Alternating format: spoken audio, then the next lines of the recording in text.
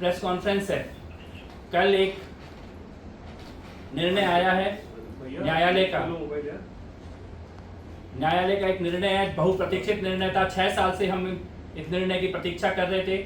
2020 में दिल्ली दंगों के दौरान एक नौजवान आईबी ऑफिसर, निरपराध, बेगुनाह, निशस्त्र, जो कि केवल अपने घर से कुछ सामान लेने के लिए निकला था, मुस्कुराता हुआ चेहरा, मासूम अंकित शर्मा, उसको खींचकर ताहिर हुसैन के घर में ले जाया गया।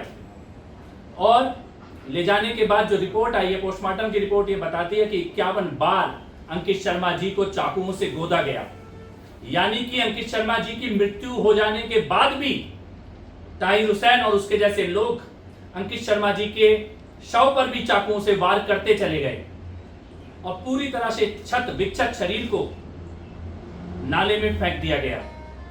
2 दिन लगे ढूंढने में और 2 दिन के बाद उस नाले से अंकित शर्मा जी का शव, वो हाथ में रस्सी बांधकर जब निकाला गया, वो दर्दनाक और पीड़ादायक दृश्य पूरे देश ने देखा है।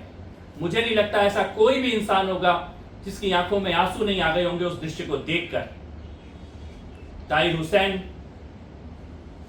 इस हत्या में शामिल है, ये कल न्यायालय ने साबित किया है, दोषी करार दिया है ताहिर हुसैन को। हमारा ये मानना है कि इस मामले में ये rarest of the rare murder है और ताहिर हुसैन के द्वारा और उसके साथियों के द्वारा और उनके मास्टरमाइंड्स के द्वारा दिल्ली में एक भयानक साजिश रची गई थी।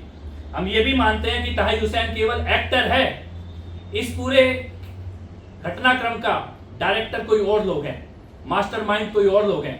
ताहिर हुसैन के हाथों में खंजर दिया गया, लेकिन देने वाले, चलवाने वाले, इसका नैरेटिव बनाने वाले लोग अभी भी बचे हुए हैं।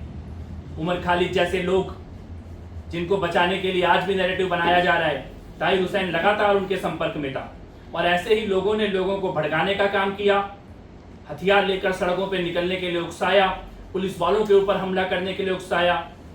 जिन लोगों ने सड़कें बंद की थी, उन्हीं लोगों ने आग लगाई, उन्हीं लोगों ने दंगे किए, उन्हीं लोगों ने हत्याएं की।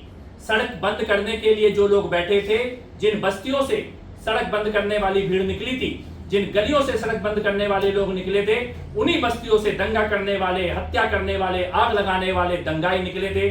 उन्हीं मोहल्लों से, उन्हीं बस्तियों से वो लोग निकले थे जिन्होंने हत्याएं की और उन्हीं में से एक ताहिर हुसैन और उसके साथी थे।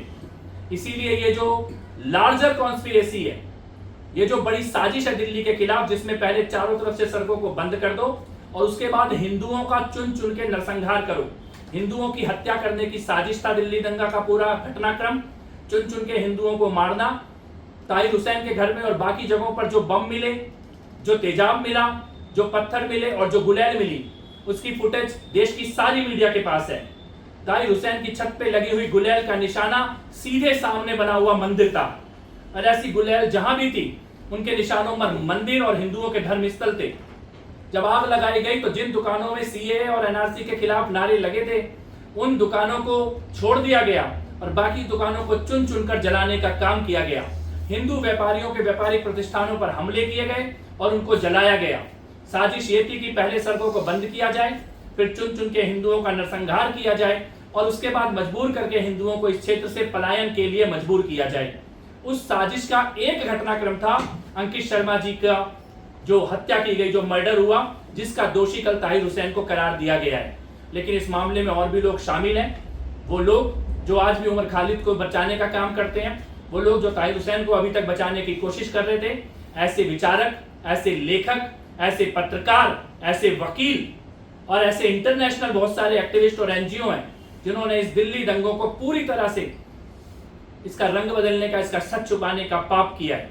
तो आज मैं ये कहना चाहता हूं, हम सब की तरफ से ये कहना चाहता हूं, दिल्ली वालों की तरफ से, देश की तरफ से, कि ये अभी केवल एक्टर पकड़ा गया है। अभी इस पूरे दंगों के जो मास्टरमाइंड हैं, जो डायरेक्टर हैं, उनका अभी उनके साथ न्याय होना बाकी है और कुछ न्याय कोर्ट में होंगे, कुछ न्याय न्यायालय में होंगे और कुछ न्याय ईश्वर की अदालत में भी होंगे, क्योंकि इतना बड़ा पाप दिल्ली के साथ किया गया है, इसका न्याय अभी पूरा होना बाकी है।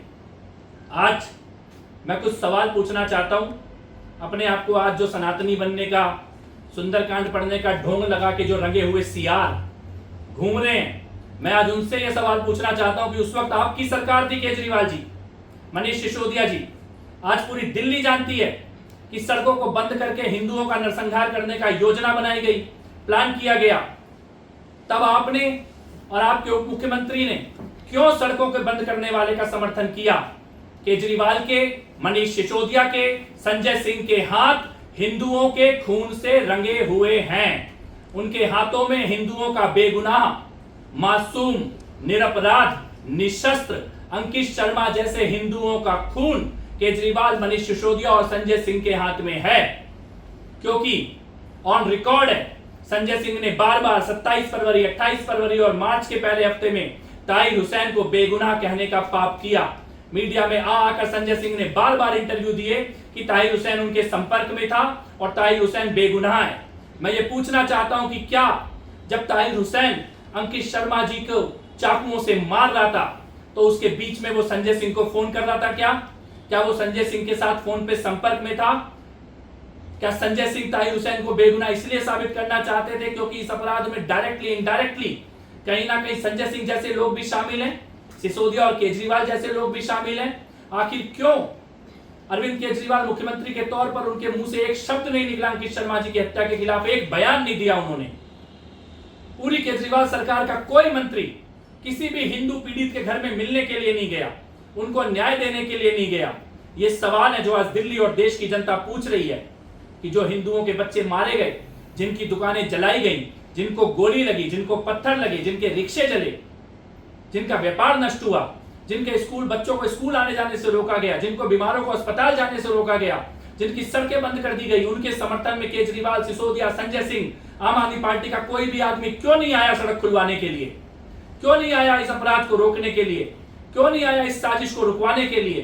क्यों आपकी आंखों में आंसू नहीं आए अंकित शर्मा जी की हत्या पर? क्यों आपके मुंह से दो शब्द नहीं निकले जब आप सरकार में बैठे थे? दो शब्द आप नहीं बोल पाए इस तरह की हत्याओं के खिलाफ, इन दंगों के खिलाफ? क्यों मुख्यमंत्री और उनकी सरकार सड़क पे नहीं उतरी राहत देने के लिए जब दिल्ली में दंगे हो रहे थे? कहां गायब हो गए थे ये सारे लोग? क्यों नहीं आए थे जनता के बीच में? क्यों नहीं आए थे राहत देने?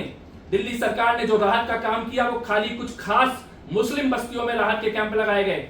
अगर हिंदू पीड़ित को राहत लेने के लिए भी जाना था तो मुस्लिम बस्ती के बीच में कैंप लगाए गए थे, वहां जाना था। सरकारी अस्पतालों में धर्म देख के इलाज किया जा रहा था। ये सवाल है, ये गंभीर सवाल है। और आज मैं ये कहना चाहता हूं कि अरविंद केजरीवाल, मनीष सिसोदिया, संजय सिंह और उनकी पूरी पार्टी और गैंग इनडायरेक्टली उन्होंने दंगाइयों का, आतंकियों का समर्थन किया है, उनको बचाने का पाप किया है। उनके हाथ में हिंदुओं का खून लगा हुआ है और इस हत्या के दोषी, सीधे तौर पे दोषी ताहिर हुसैन है, लेकिन अपरोक्ष रूप में सत्ता में बैठे उस वक्त के राजनेता भी ताहिर हुसैन के इस अपराध में शामिल है। ये हम लोग आज कहना